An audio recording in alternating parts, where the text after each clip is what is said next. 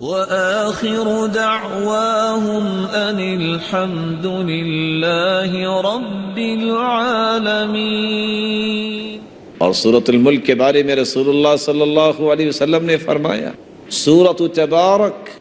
ہی المانعۃ من عذاب القبر، جو رات سوتے وقت سورۃ الملک پڑھ لیتا ہے اللہ رب العزت اسے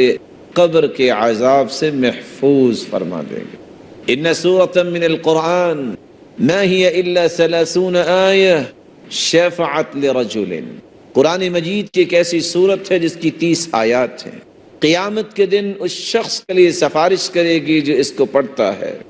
وفی روایت اخری، اور دوسری روایت کے لفظ ہے خاصمت عن صاحبها، یہ اپنے پڑھنے والے کے بارے میں جھگڑا کرے، اور تیسری روایت کے لفظ ہے حتی غفر له، یہاں تک کہ اس کے گناہوں کو معاف کر دیا جائے،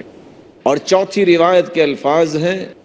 اس وقت تک یہ سفارش کرتی رہے گی حتی ادخلته الجنہ، جب تک پڑھنے والے کو جنت میں داخل نہیں کروا دے گا۔